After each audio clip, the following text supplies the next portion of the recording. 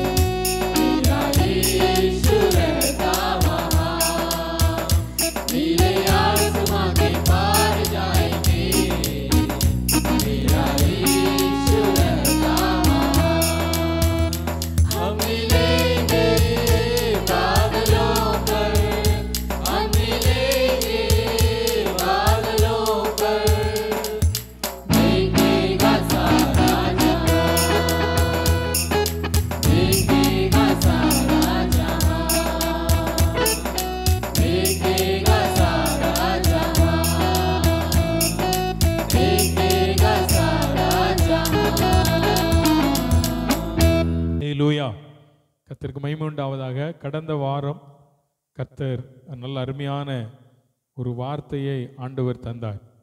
So அந்த வார்த்தை நிறைய பேருடைய உள்ளத்தில் ஆண்டவர் அந்த வார்த்தைகள் ஒரு பெரிய ஒரு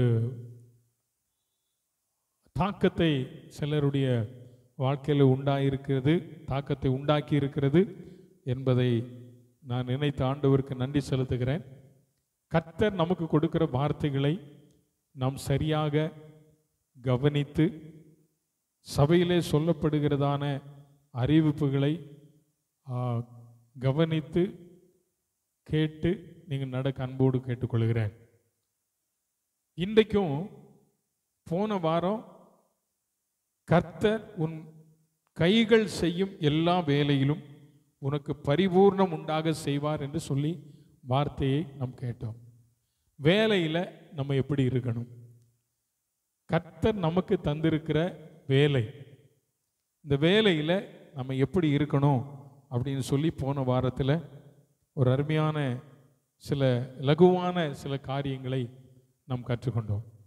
இன்றைக்கு அதே அதிகாரம், உபாகமம் 30வது அதிகாரம் 9ஆம் வசனத்தில், உன் கற்பத்தின் கனியிலும் உனக்கு பரிபூர்ணம் உண்டாக செய்வார். அந்த கடைசி வார்த்தையை சேர்த்து வாசிக்கிறேன். உன் கற்பத்தின் கனியிலும், அது கீழே மிருக ஜீவன், நிலத்தின் கனி இருக்கு. இந்த வாரம் கற்பத்தின் கனி, அதுல ஆண்டவர் பரிபூர்ணம் உண்டாக செய்வார் என்று சொல்லப்பட்டிருக்கிறது. கர்த்தர் நமக்கு தந்திருக்கிற மகிமையான ஆசீர்வாதங்களில் ஒன்று கற்பத்தின் கனி. இந்த கற்பத்தின் கனி கர்த்தர் நமக்கு தந்திருக்கிற ஒரு உன்னதமான ஆசீர்வாதம். ஸோ இந்த ஆசீர்வாதங்களை இன்றைக்கு அநேக பெற்றோர், நான் அப்படிதான் சொல்லுவேன், பெற்றோரை தான் சொல்லுவேன், அநேக பெற்றோர் தேவன் தந்திருக்கிற அந்த நல்ல கனியை, ஒரு பழம் இருக்கு, அந்த பழம் சாப்பிட வேண்டிய காலத்தில் என்ன செய்யணும்? சாப்பிடணும். சாப்பிடாம வச்சிருந்தீங்கன்னா அந்த பழம் என்ன ஆயிரும்? கனிஞ்சு போயிடும், கெட்டு போயிடும். அதே மாதிரி அதைத்தான் அழகா சாலமோன் ஞானி சொன்னான், பிள்ளையாண்டான் வளர்க்க வேண்டிய விதத்தில் என்ன செய்? வள. பிள்ளைய வளர்க்க வேண்டிய விதத்தில் வள. அப்படி வளர்த்தா அவன் முதிர் வயதில் என்ன செய்வானா? நான் இப்படி சொல்றேன், அவன் முதிர் வயதிலும் கனி கொடுப்பான். இங்க இருக்கிற நம்ம எல்லாருமே ஒரு காலத்தில் பிள்ளைகளாக இருந்தோம். பிள்ளைகளாக இருந்து இன்றைக்கு நாம் யாராய் மாறி இருக்கிறோம்? பெற்றோராய் மாறி இருக்கிறோம். அப்படிதானே? பிள்ளைகளாக இருந்து நாம் பெற்றோராய் மாறி இருக்கிறோம். பிள்ளைகளாக இருந்ததான நம்ம வாழ்க்கையில இன்றைக்கு நாம் ஆசீர்வதிக்கப்பட்டதற்கு ஒரு மூல காரணம் கர்த்தருக்கு அடுத்தபடியாய் நம்முடைய பெற்றோர்கள்.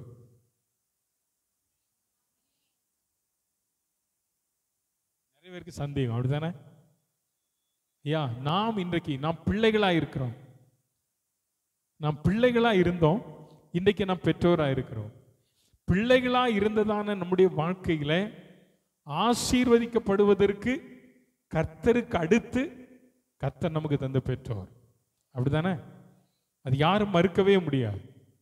நம்முடைய பெற்றோர்கள் நல்லவர்களாய் நம்மை வளர்க்கவில்லை என்றால், விட்டால் நாம் இன்றைக்கு நல்லவர்களாய் நாம் இருக்க முடியாது. நம்முடைய பெற்றோர் நம்மை கர்த்தருக்கு ஏற்ற விதத்திலே வளர்த்ததினால், கர்த்தருடைய காரியங்களிலே நம்மை வளர்த்ததினால் நாம் இன்றைக்கு தேவனுடைய ஆசீர்வாதத்தை பெற்றவர்களாக இருக்கிறோம். ஆகவே இங்கே சொல்லப்பட்டிருக்கிற வார்த்தை, உன் கற்பத்தின் கனி உனக்கு பரிபூர்ணம் உண்டாக. அப்படின்னா உன் பிள்ளைகளை நான் நன்மையான ஆசீர்வாதங்களினால நான் நடத்துவேன் அல்லது ஆசீர்வதிப்பேன் என்பதுதான் இதனுடைய அர்த்தம். ஸோ நம்முடைய பிள்ளைகள் இன்னைக்கு எப்படி இருக்கணும்? அதற்கு காரணமா இருக்க வேண்டிய பெற்றோர்கள் எப்படிப்பட்டவர்களா இருக்கணும். இந்த 2 பாயிண்ட் தான் அன்னைக்கு நான் சொல்ல போற வார்த்தைகள். பிள்ளைகள் எப்படிப்பட்டவர்களா இருக்கணும். முதல்ல பெற்றோர் அறிந்து கொள்ளணும். 127ஆம் சங்கீதம் 4ஆம் வசனத்தில் ஆண்டவருடைய வேத வசனம் சொல்லுகிறது, பிள்ளைகள் கர்த்தரால் வரும் சுதந்திரம், கற்பத்தின் கனி அவரால் கிடைக்கும் பலன். அவரால் கிடைக்கும் பலன். அப்படின்னா முதல்ல ஒன்ன நினைக்கணும், பெற்றோர்கள் பிள்ளைகள் எனக்கு கர்த்தர் தந்திருக்கிற கிஃப்ட். என்னது? சத்தமா சொல்லுங்க. பரிசு. எல்லாருக்கும் வாய் இருக்குல்ல, எல்லாம் வாய் வச்சிருக்கோம். உங்க சத்தமெல்லாம் எப்படி இருக்கும்னு எனக்கு தெரியும். ஆனா கொஞ்சம் பேசுங்க. பிள்ளைகள் உன் கற்பத்தின் கனி அவனுடைய வாழ்க்கையில பரிபூர்ணமான ஆசீர்வாதத்தோடு கூட வாழ வேண்டுமானால் முதல்ல பெற்றோர் நினைக்க வேண்டிய ஒரே ஒரு காரியம், இந்த பிள்ளை கர்த்தர் எனக்கு தந்தது. அல்லேலூயா, அல்லேலூயா. இந்த கிஃப்டை நாம் பத்திரமா பாதுகாக்கணும். இந்த கிஃப்டை நம்ம பத்திரமா பாதுகாக்கணும். உங்களுடைய நண்பர் அல்லது ஒரு பிறந்த நாளைக்கோ அல்லது ஒரு திருமண நாளைக்கோ என்றோ ஒரு முக்கியமான விசேஷ நாளில் உங்களுக்கு ஒரு பரிசை தந்திருப்பாரானால் அந்த பரிசை உங்களுடைய வாழ்நாளெல்லாம் நீங்க என்ன செய்ய மாட்டீங்க? என்ன செய்ய மாட்டோம்? அப்படி உங்க ஃப்ரெண்ட்ஸ் இதுவரை உங்களுக்கு தந்த பரிசுகளை பத்திரப்படுத்தி வச்சிருக்கிறது ஏதாவது வச்சிருக்கீங்களா? எனக்கு எந்த ஃப்ரெண்டு தந்தார், நான் அதை பத்திரப்படுத்த. அப்படிதானே? சொல்லுங்க. 1984 வருடம், 1900 கணக்கு போட்டுக்க. இப்ப எத்தனை வருஷம் ஆச்சு? 41 வருஷமா நான் ஒரு பொக்கிஷத்தை பாதுகாத்துக்கிட்டு இருக்கேன். தெரியுமா உங்களுக்கு? 41 வருஷமா என்னுடைய பாஸ்டர் எனக்கு கொடுத்த ஒரு அருமையான பைபிள், இன்னைக்கும் அதை நான் பத்திரமா வச்சிருக்கிறேன். ஏன் தெரியுமா? அது தேவன் எனக்கு தந்த பரிசு. அல்லேலூயா. யாராவது அப்படி வச்சிருக்கீங்களா? உங்களுடைய நண்பர்கள் தந்தது இல்ல இல்ல இல்ல, உங்க அப்பா அம்மா தந்தது எதுவுமே இல்லை. ஆனா ஆண்டவர் நமக்கு ஒரு பெரிய கிஃப்ட் தந்திருக்கிறார். அந்த கிஃப்ட் என்ன தெரியுமா? பிள்ளைகள். ஆமென். சொல்லுங்க. யாரு? பிள்ளைகள். அப்ப முதல்ல பெற்றோர் நினைக்கணும், கர்த்தர் எனக்கு தந்திருக்கிற பிள்ளை கடவுள் தந்த பரிசு. கடவுள் எனக்கு தந்த பரிசு. இந்த பரிசை பாதுகாப்பதும் தூக்கி எறிவதும் அல்லது உடைப்பதும் யார் கையில இருக்கு? யார் கையில இருக்கு? பெற்றோர் கையில தான் இருக்கு. பிரம்பை கையாடாதவன் தன் மகனை பகைக்கிறான். அப்போ பிரம்ப கையாட வேண்டிய இடத்துல பெற்றோர் பிள்ளையை பிரம்ப கையாடணும். அவன் வளர்க்க வேண்டிய விதத்தில் நாம் சரியாய் வளர்க்கவில்லையானால் அவன் இந்த பூரணத்தை அடைய முடியாது. இந்த பூரண ஆசீர்வாதத்தை நம்முடைய பிள்ளைகள் பெற்றுக்கொள்ள வேண்டுமானால் முதலாவது பெற்றோராயிருக்கிற நாம், ஆண்டவர் எனக்கு தந்த பரிசு. பிள்ளைகள் யார் தந்த பரிசு? கர்த்தர் தந்த பரிசு. அது ஆணோ அல்லது பெண்ணோ, அது அழகா இருக்கோ அழகு இல்லையோ, நெட்டையோ குட்டையோ எதுவா இருந்தாலும் தேவன் நமக்கு தந்த பரிசு என்பதை ஒவ்வொரு பெற்றோரும் உணர்ந்து கொள்ள வேண்டும். ஒவ்வொரு பெற்றோர், இன்னைக்கு இருக்கிற பிள்ளைகள் உங்களை பார்த்து சொல்றேன், உங்க அம்மா அப்பாவுக்கு ஆண்டவர் கொடுத்த பரிசு நீங்க உங்க அம்மா அப்பாவுக்கு ஆண்டவர் கொடுத்த பரிசு. இந்த பரிசை உங்க அப்பா அம்மா எவ்வளவு அழகா பாதுகாத்து வழி நடத்தி வர்றாங்க. 3 வேளை நல்ல ஆகாரம், நல்ல வஸ்திரம், தலைக்கு எண்ணெய் எல்லாம் கொடுத்து உன் காலுக்கு பாதரட்ச, என் பிள்ளைக்கு ஒன்றும் வந்துடக்கூடாது அப்படின்னு சொல்லி கண்ணும் கருத்துமா பாதுகாக்கிறாங்க. இவ்வளவு கண்ணும் கருத்துமாய் பாதுகாக்க காரணம் என்ன தெரியுமா? என் பிள்ளைகள் கர்த்தர் எனக்கு தந்த பரிசு என்று தான். இல்லாம ஒண்ணும் இல்லை. அது யாரா இருந்தால், சில பிள்ளைகள் அம்மா அப்பா வார்த்தைக்கு கீழ்ப்படியதே கிடையாது. தாண்டோடி போல தன் இஷ்டப்படி வாழுகிற ஒரு பிள்ளைய அவங்க அப்பா கிட்ட கேளுங்க, அது என் பிள்ளை நல்ல பிள்ளைன்னு தான் சொல்லுவார். ஆனா தெரியும் அவருக்கு என் பிள்ளை என் வார்த்தைக்கு கீழ்ப்படுகிறது இல்லை, அவன் இஷ்டப்படி வாழுகிறான் என்று தெரியும். ஆனால் அந்த பிள்ளையை குறித்து சொல்லும் போது அது என் பிள்ளைன்னு சொல்றாங்க. காரணம் என்ன தெரியுமா? அது கர்த்தர் தந்தது, தேவன் தந்த பரிசு. அப்ப பெற்றோர்களா இருக்கிறதான நாம் நம்முடைய பிள்ளைகளிடத்துல சொல்ல வேண்டிய முக்கியமான ஒரு காரியம், நீ எனக்கு ஆண்டவர் தந்த பரிசு, நீ எனக்கு ஆண்டவர் தந்த பரிசு. அப்ப அப்படி சொல்லிட்டு அடுத்து நம்ம செய்ய வேண்டிய காரியத்தையும் பிள்ளைகள் செய்ய வேண்டிய காரியத்தையும் பெற்றோராக இருக்கிறதான நாம் நம்முடைய பிள்ளைகளுக்கு சொல்லிக் கொடுக்க வேண்டும். நாம் பிள்ளைகளுக்கு சொல்லிக் கொடுக்கணும். இன்னைக்கு ஏன் நாம் சண்டே ஸ்கூல் நடத்துகிறோம்? பிள்ளைகள் ஆரம்பத்திலிருந்தே கர்த்தருடைய காரியத்தில் என்ன செய்யணும்? வளரணும். அது ரொம்ப முக்கியம். அது வளர்க்கப்படணும். அது வளர்ந்தாதான் பிற்காலங்களிலே அவங்க ஆண்டவருக்கு சாட்சியாக நிற்க முடியும். அப்படின்னா நம்முடைய பிள்ளைகளை ஆண்டவர் தந்திருக்கிற பரிசை நம்ம பாதுகாப்பதோடு கூட விட்டுவிடக்கூடாது. அந்த பரிசை வளர்க்க வேண்டிய விதத்தில் நம்ம வளர்க்கணும். எப்படி வளர்க்கணும்? ஏசாயா தீர்க்கதரிசியின் புஸ்தகம் 54வது அதிகாரம் 13ஆம் வசனம், எல்லாருக்கும் தெரிந்த ஒரு வசனம். உன் பிள்ளைகள் கர்த்தரால் போதிக்கப்பட்டிருப்பார்கள், அப்படியே சமாதானம் பெரிதா இருக்கும். படிங்க பார்க்கலாம் அந்த வசனத்தை சத்தமா. இந்த பக்கம் கொஞ்சம் படிங்களேன். இந்த அம்மா பிரதர் இருங்க, நீங்க இருங்க, படிங்க. இந்த பக்கம் யார் கையிலும் பைபிள் இல்லையா?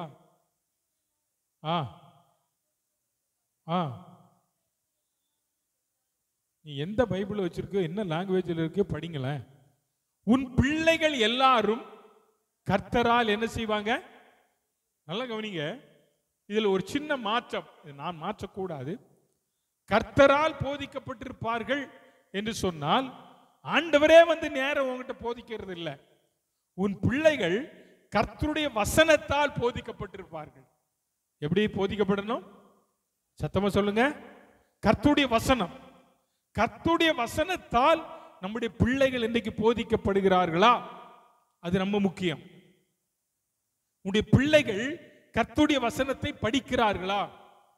நம்முடைய பிள்ளைகள் கர்த்தருடைய வசனத்திற்கு முக்கியத்துவம் கொடுக்கிறார்களா? நம்முடைய பிள்ளைகள் கர்த்தருடைய வசனத்தை நேசிக்கிறார்களா? நம்முடைய பிள்ளைகள் கர்த்தருடைய வசனத்தை அதிகமாய் தியானிக்கிறார்களா?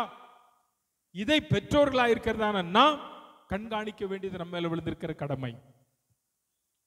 பிள்ளைகள் நீங்கள் கண்டிப்பாக கர்த்தரால் போதிக்கப்பட வேண்டுமானால் கர்த்தருடைய வசனத்தால் போதிக்கப்பட்டிருக்க வேண்டும்.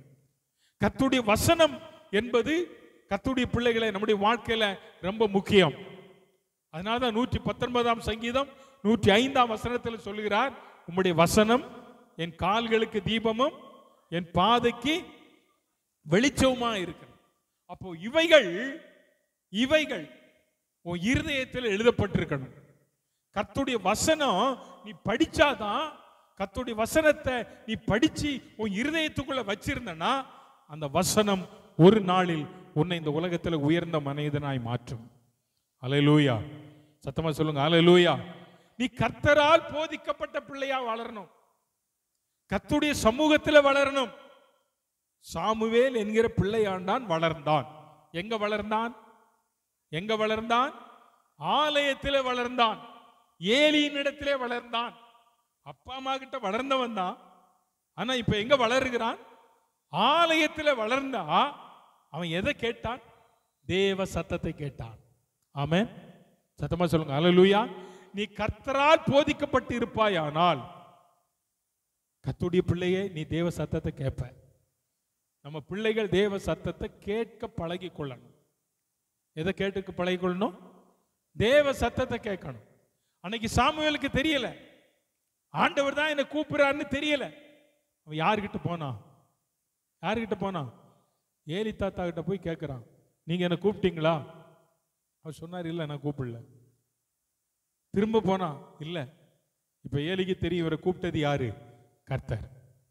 இனி கூப்பிட்டா சொல்லும்படியே கேட்கிறேன். அப்ப தேவனுடைய வார்த்தை, உன் பிள்ளைகள் கர்த்தரால் போதிக்கப்பட்டிருப்பார்கள். அப்படி போதிக்கப்பட்டால் அடுத்த வார்த்தை சொல்லுகிறது, அவர்களுடைய சமாதானம் எப்படி இருக்கும்? உன் பிள்ளைகளுடைய வாழ்க்கையில் சமாதானம் வேணும்னா அவங்க கர்த்தருடைய வசனத்தால் போதிக்கப்பட்டிருக்கணும். இன்னைக்கு பெற்றோர்கள் பிள்ளைகளை நினைத்து கண்ணீர் வடிக்க காரணம் அவங்களுக்குள்ள பிள்ளைகளுக்குள்ள சமாதானம் இல்லை. சமாதானத்துக்காக எதை ஏதோ செய்யறான். சொந்த அப்பனை காலால எட்டி மிதிக்கிறான், சொந்த தாயை காலால மிதிக்கிறான், அடிக்கிறான்.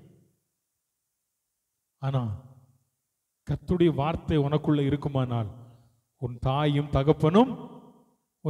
தகப்பனையும் அப்படி ஒரு வசனம் உனக்குள்ள இருந்தா அப்பாவை அடிப்போமா?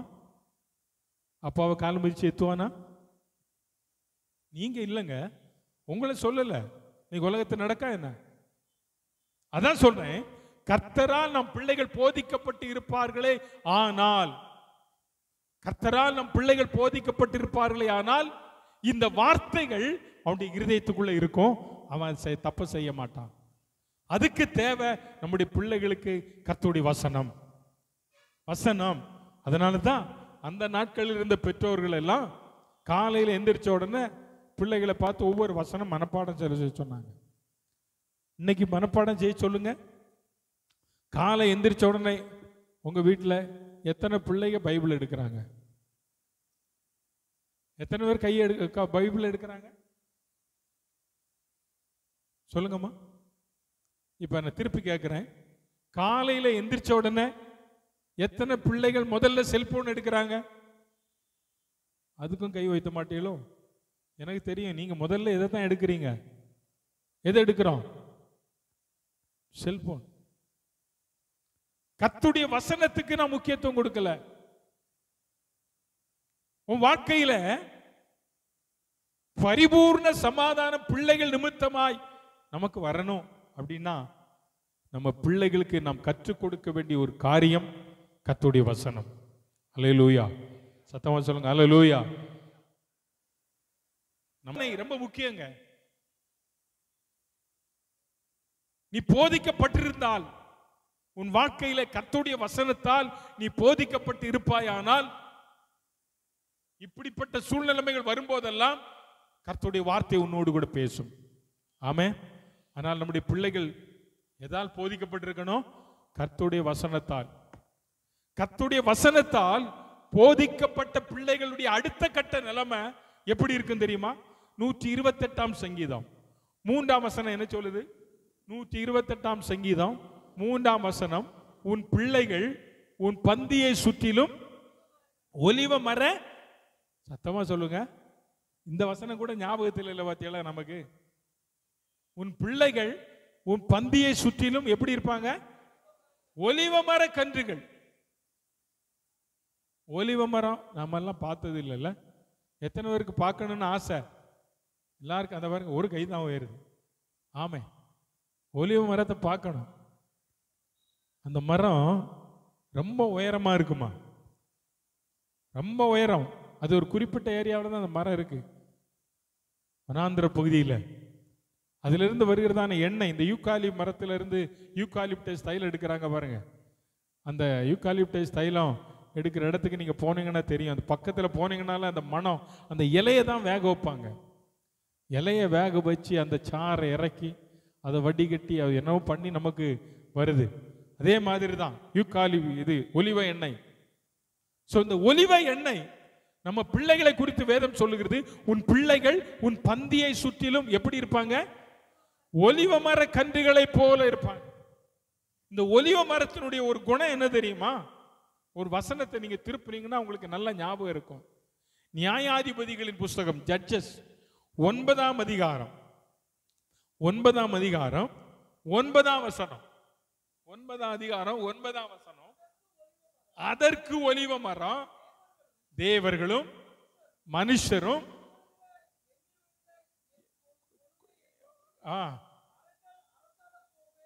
மரங்களை அரசாள போவேனோ என்றது. இதுல நீங்க பாத்தீங்கன்னா, ஒரு ராஜா வேணும்னு சொல்லி சில மரம் செடி கொடிகள் பேசிக்கிட்டு இருக்கிறாங்க. இப்போ ஒலிவ மரத்துக்கிட்ட போன உடனே ஒலிவ மரம் சொல்ற ஒரே ஒரு காரியம், 2 காரியம். ஒண்ணு, ஒலிவ மரம் தேவர்கள் புகழ்கிற ஒரு மரம். ஆமென் சொல்லுங்க. அப்படிதான் சொல்லுகிறது இல்லையா?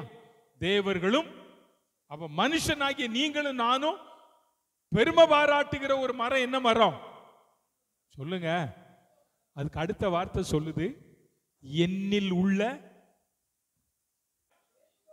கொழுமையை நான் விட மாட்டேன். அப்படின்னா என்ன என்ன அர்த்தம்? என்ன கொழுமைனா கொழுப்பு, ஃபேட். ஃபேட் இன்னைக்கு நிறைய பேருக்கு என்ன இருக்கு தெரியுமா? ஆமா, கொலஸ்ட்ரால். கொலஸ்ட்ரால். என்னில் உள்ளவன் கொலஸ்ட்ராலை விட மாட்டேன், கொழுமையை விட மாட்டேன். ஒலிவமரம் சொல்லுது, நான் இந்த கொழுமை அப்படின்னா இந்த நன்மையை விட்டுட்டு நான் மரங்களை அரசால போவேன்னா போக மாட்டேன். அப்ப கர்த்தருடைய பிள்ளைகளே, நம்முடைய பிள்ளைகள் நம்ம பந்தியை சுற்றிலும் எப்படி இருக்கணும்? செழித்து இருக்கணும். ஆமென் அல்லேலூயா. செழித்து இருக்கணும்னா பத்தலும் தொத்தலுமாவா? படிக்காம தூங்கிக்கிட்டே இருக்கணுமா? படிச்சு நல்ல வேலை பார்த்து நல்ல கை நிறைய சம்பாரிச்சு அப்பா அம்மாவோடு கூட அழகா உட்கார்ந்து சாப்பிடுகிற ஒரு வாழ்க்கை இருக்கு பாருங்க, அதுதான் ஒரு பெரிய ஆசீர்வாதம். அல்லேலூயா. அதைத்தான் சொல்லப்பட்டிருக்கு, உன் பிள்ளைகள் உன் பந்தியை சுற்றிலும் எப்படிப்பட்டவங்களா இருக்கணும்? ஒலிவ மர கன்றுகள். அது தேவர்கள் புகழுகிறது, மனுஷர்கள் புகழுகிற ஒரு மரம். அந்த மரம் சொல்லுது, என் கொழுமையை விட மாட்டேன். உனக்குள்ள தேவன் தந்திருக்கிற வார்த்தை, கர்த்தருடைய வார்த்தை, தேவனுடைய பிள்ளை என்கிற அந்த கிஃப்ட், அதை விட்டுறக்கூடாது. நான் யாரு? தேவனுடைய கிஃப்ட். எங்க அப்பா அம்மாவுக்கு கர்த்தர் கொடுத்த கிஃப்ட், அதை விட்டுறாத. உன் கொழுமையை விட்டுறாத. நீ ஒலிவ மர கன்று என்பதை மறந்துடக்கூடாது. யார் நீங்க? முருங்க மரம் இல்ல. காத்தடிச்ச உடனே என்ன செய்யறதுக்கு? ஒடியதுக்கு. விழுகிறது வேற, ஒடிகிறது வேற. ஒலிவ மரம் சீக்கிரம் காத்தடிச்சாலும் ஒடியாது, கீழே உழவும் உள்ளாது. நாங்க செவ்வாய்க்கிழமை பாரட்டாங் போயிருந்தோம் ஒரு ஊழியத்துக்கு. இந்த ஜரவா காட்டுக்குள்ள போனீங்கன்னா இப்போ மழை பெஞ்சு எல்லா ரோட் சைடு இருக்கிற மரம் செடியெல்லாம் எங்க வந்துச்சு? ரோட்டை அடைச்சி வந்துருச்சு. எல்லாம் இப்படிதான் இருக்கு. ஆனா ஒலிவ மரம் எப்படி நிற்கும்? எப்பவும் ஸ்ட்ராங்கா ஓங்கி வளரும். இப்படிதான் பார்க்கணும், கீழே பார்க்க கூடாது. அவ்வளவு ஹைட்டா வளரும். அதே மாதிரி நீ கர்த்தருடைய வசனத்தை படிச்சு கர்த்தரால் போதிக்கப்பட்டிருந்தனா உன் வாழ்க்கையும் உன்னதமான ஸ்தானத்துக்கு கொண்டு போவார். அல்லேலூயா. புரியலையோ? உன் பிள்ளைகள் உன் பந்தியை சுற்றிலும் எப்படிப்பட்டவளா இருக்கணும்? ஒலிவ மர கன்றுகள். கர்த்தர் தந்த கிஃப்டை நம்ம ஒலிவ மரம் மாதிரி வளர்க்கணும். அந்த மரம் அப்படி இருக்கணும். அடுத்து இந்த கிஃப்ட் இருக்கு பாருங்க, இது எப்படிப்பட்டதா இருக்கணும்? நியாயாதிபதிகள் 11வது அதிகாரம் 36ஆம் வசனத்துல ஒரு வார்த்தை சொல்லப்பட்டிருக்கு. ஜட்ஜஸ்ல, அப்பொழுது அவள்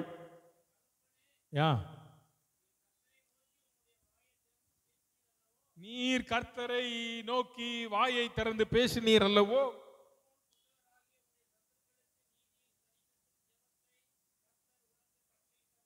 அப்படினால் உம்முடைய வாயிலிருந்து புறப்பட்டபடியே எனக்கு செய்யும். இந்த பகுதி நம்ம எல்லாருக்கும் நல்லா தெரியும். எப்தா என்கிறதான தேவனுடைய மனிதன் அம்மோன் புத்திரரை யுத்தத்திலே சந்திக்க போகிறான். போகிற வேளையில ஆண்டவருடைய சமூகத்தில் ஒரு பொருத்தனை பண்ணிட்டு போறான். ஆண்டவரே, நான் யுத்த களத்திற்கு போறேன். யுத்தத்தில் நான் வெற்றி பெற்று நான் திரும்பி வரும்போது முதல்ல நான் எதை பார்க்கிறேனோ அதை நான் என்ன செய்வேன்? பலிபடுத்துவேன், பலி செலுத்துவேன். யுத்தத்திற்கு போனார், யுத்தத்தில் ஜெயித்தார். ஜெயித்து திரும்பி வாரார். திரும்பி வரும்போது அவள் கண்ட காட்சி, தன்னுடைய ஒரே மகள். நீங்க வேதத்தில் வாசித்து பார்த்தீங்கன்னா இவருடைய மனைவியை குறித்து சொல்லப்படலை. மனைவியை குறித்து என்ன செய்யப்படலை? சொல்லப்படலை. இவனுடைய வாழ்க்கை வேற. ஒரே மகள், தன்னுடைய தகப்பனுக்கு முன்பதாக நடனமாடி வர்றார். இதை பார்த்த எப்தா, ஐயோ, நான் ஆண்டவருக்கு முன்பதாக இப்படி ஒரு வார்த்தையை சொல்லிட்டேனே, என் மகள் அல்லவா எனக்கு முன்னால வர்றான்னு சொன்ன உடனே தான் அந்த மகா சொல்லுது, அப்பா, நீர் உம்முடைய வாயிலிருந்து புறப்பட்டபடியே எனக்கு எனக்கு அப்படின்னா என்ன இதுல புரிந்து கொள்கிறோம்? கீழ்ப்படிதலை கற்றுக்கொள்கிறோம். அப்பா என்ன சொன்னாரோ அதை யார் செய்யணும்? யார் செய்யணும்? அப்பதான் நீ ஓங்கி வளர முடியும். அப்பதான் நீ கொழுக்க முடியும். கொழுக்க முடியும். நீ ஓங்கி வளரணும்னா உனக்குள்ள என்ன இருக்கணும்? கீழ்ப்படிதல் இருக்கணும். ஈசாக்குக்குள்ள அந்த கீழ்ப்படிதல் இருந்தது. இயேசு கிறிஸ்துவுக்குள்ள கீழ்ப்படிதல் இருந்தது. சாமுவேலுக்குள்ள அந்த கீழ்ப்படிதல் இருந்தது. பால்குடி மறந்த உடனே தேவாலயத்துக்கு தூக்கிட்டு போகும்போது நம்மள மாதிரி இருக்கிற ஆளா இருந்தா என்ன செஞ்சிருப்போம்? அம்மா கையை தட்டி விட்டு என்ன செஞ்சிருவோம்? ஓடி இருப்போம். அப்படிதானே? ஓடுவோமா ஓட மாட்டோமா? சர்ச்சில் கொண்டு உன்னை பாஸ்கிட்ட விட போறேன் அப்படின்ற பிள்ளைகளுக்கு கீழ்ப்படிதலை கற்றுக் கொடுத்ததுனால இந்த பிள்ளை சொல்றா, உம்முடைய வாயிலிருந்து புறப்பட்ட வார்த்தையின்படி நீங்க எனக்கு செய்யுங்க. என்ன பலிதானம் செலுத்தணும்? ரெடி, நான் ரெடி. ஒரு கீழ்ப்படிதல். பிள்ளைகளுடைய வாழ்க்கையில பேரண்ட்ஸுடைய வார்த்தைக்கு கீழ்ப்படியும். அதைத்தான் பவுல் எபேசிய சபைக்கு அழகா சொன்னார். 6ஆம் அதிகாரம் 1ஆம் வசனத்தில் என்ன சொன்னாரு? சொல்றா தம்பி, எபேசியர் 6:1 என்ன சொல்லுது? ஹலோ ஹலோ, நகத்தை நோண்ட சொல்லல, வசனம் கேட்டேன். தெரியுமா? எபேசியர் 6:1 என்னன்னு தெரியுமா? தெரியாது. உங்க எல்லாத்துக்கும் இன்னைக்கு போய் இங்க பாரு, நித்தன், ஆரோன், ஆண்ட்ரூஸ், ஜெஃபின், கிருபா, ஜொனிட்டா, நீங்க எல்லாரும் நீங்க உங்களுக்கு சோறு இல்லை, போன உடனே சோறு கொடுக்காதுங்க இவங்க யாருக்கும். எபேசியர் 6ஆம் அதிகாரம் 1ஆம் வசனத்தை மனப்பாடம் பண்ணி உங்க அம்மா கிட்ட சொல்லி, உங்க அம்மா எனக்கு போன் பண்ணி சொன்னாதான் உங்களுக்கு சாப்பாடு. ஹலோ சொல். எபேசியர் 6:1. எபேசியர் போய் எனக்கு எல்லாருக்கும் போன் பண்ணும். சோறு கொடுக்காதுங்க இவங்களுக்கெல்லாம். மத்தியானம் போன உடனே யாருக்கும் சாப்பாடு இல்லை. இதை கத்துக்கிடணும் பிள்ளைகளே. பிள்ளைகளே, உங்கள் பெற்றோருக்கு கர்த்தருக்குள் இது நியாயம். நீ கீழ்ப்படியலைன்னா நியாயம் இல்லை. நீ கீழ்ப்படி. இந்த வசனத்துக்கு கீழ்ப்படிஞ்சு இன்னைக்கு மனப்பாடம் பண்ணி உங்க அம்மாட்ட போய் சொல்லு, உன் பசி ஆத்துவார் ஆண்டவர். இல்லைன்னா பாஸ்டிங் தான். இன்னைக்கு யாராவது சோறு கொடுத்தீங்கன்னா, ஏன்னா நம்ம இன்னைக்கு பிள்ளையை கண்டிக்கிறதுக்கு காரணம் அவன் முதிர் வயதில் அதை விடாது இருப்பான். அல்லேலூயா சொல்லுங்க. முதிர் வயதில் என்ன செய்ய மாட்டான்? விடமாட்டான். பிள்ளைகள் கர்த்தருடைய வார்த்தை கீழ்ப்படின அந்த அம்மா சொல்லுது, அப்பா, உங்க வாயிலிருந்து நீங்க சொன்ன வார்த்தையின்படி எனக்கு செய்யுங்க. நான் கீழ்ப்படுகிறேன். எங்க அப்பாவுக்கு கீழ்ப்படுகிறேன். எங்க அப்பா ஆண்டவருக்கு ஒரு பொருத்தனை பண்ணிட்டார். அந்த பொருத்தனையை நான் என்ன செய்யறேன்? நிறைவேற்றுகிறேன். கீழ்ப்படிதல் பிள்ளைகளுடைய வாழ்க்கையில ரொம்ப முக்கியம். கடைசியா 2 காரியம். ஆதியாகமம் 24:63, ஜெனிசிஸ் 24:63 என்ன சொல்லுதாங்க? சாயங்கால வேளையில் ஈசாக்கு தியானம் பண்ண வெளியிலே போயிருந்து தன் கண்களை ஏறெடுத்து பார்த்தபோது ஒட்டகங்களை என்ன செய்தான்? வர கண்டான். 2 காரியம். 1, தியானம் பண்ணுனா, கண்களை என்ன செய்தான்? ஏறெடுத்து பார்த்தான். தியானம் பண்ணுதல் என்றால் என்ன? மெடிடேஷன். கர்த்தருடைய வசனத்தை தியானம் பண்ணு. 1ஆம் சங்கீதம் 2ஆம் வசனம் சொல்லுது, கர்த்தருடைய வேதத்தில் இரவும் பகலும் தியானமா இருக்கிற மனுஷன் படிக்கிற பிள்ளை பாக்கியவான். பைபிள் படிக்கிற பிள்ளை பாக்கியவான். சொல்லுங்க, யாரு பாக்கியவான்? பைபிள் படிக்காதவன் பாக்கியவான் இல்ல. நான் சொல்லல, பைபிள் சொல்லுது. ஈசாக்கு ஒரு வாலிபன், திருமணமாகல. அவங்க வீட்டில் இருந்ததான வேலைக்காரர் பொண்ணு பார்க்க போயிட்டார். பொண்ணை கூட்டிட்டு வரார். இவருடைய பழக்கம் என்ன? சாயங்காலம் ஆனால் தியானம் பண்ண வெளியில போவார். ஒரு குறிப்பிட்ட இடத்துல வச்சிருந்தார். அந்த இடத்துல போய் உட்கார்ந்து அவர் என்ன செய்வார்? பைபிள் படிப்பார், தியானம் பண்ணுவார், ஜெபம் பண்ணுவார். அப்படி பண்ணிட்டு கண்ணை ஏறெடுத்து பார்க்கிறார். தூரத்துல யாரை பார்த்தா? ஒட்டகத்தை பார்த்தார். ஒட்டகங்கள் வர கண்டார். அந்த ஒட்டகத்துல யார் இருக்கா? மணவாட்டி இருக்காங்க. நல்ல கவனிங்க. நீ தியானம் பண்ணுகிற ஒரு தனி அனுபவம் அல்லது ஒரு தனி ஜெப வாழ்க்கை உனக்குள்ள இருந்து நீ உன் கண்களை வானத்துக்கு நேராக ஏறெடுத்து பார்த்தால் உன் வாழ்க்கையில ஒரு நன்மையை பார்க்க முடியும். அல்லேலூயா. உன் கண்ணை கீழே பார்க்க கூடாது. பிள்ளைகள் எப்பவும் கீழே பார்க்க கூடாது, மேல பார்க்கணும். ஒத்தாசைக்கு யாரை தான் பார்க்கணும்? அப்பாவை பார், கர்த்தரை பார், கர்த்தரை பார். ஹலோ, இயேசுவை பார், அவரை பார், வேற யாரையும் பார்க்காத. படிக்கணும் வசனத்தை. கர்த்தருடைய வேதத்தில் இரவும் பகலும் தியானமாய் இருக்கிற மனுஷன் அவன் செய்வது எல்லாம். அப்ப நீ செய்கிறது, நீ படிக்கிற காரியம், நீ படிக்கிற பாடம் அல்லது உன்னுடைய எக்ஸாம், வேலை காரியம் எல்லாம் கை கூடி வரணும் அப்படின்னா நீ செய்ய வேண்டியது கர்த்தருடைய வேத வசனத்தை படிக்கணும். அல்லேலூயா. அதான் ஏற்கனவே சொன்னிட்டேன், கர்த்தரால் நீ போதிக்கப்படணும். கடைசியா ஒரே ஒரு வார்த்தை சொல்லிட்டு அப்பா அம்மாவுக்கு போறேன். 1 சாமுவேல் 2ஆம் அதிகாரம் 26ஆம் வசனம். ஒரு பிள்ளை எப்படி இருக்கணும்?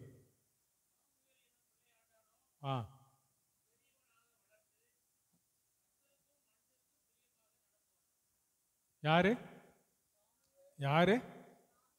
நல்லா கவனிங்க.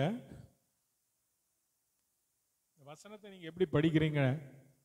சாமுவேல் என்னும் பிள்ளையாண்டானோ.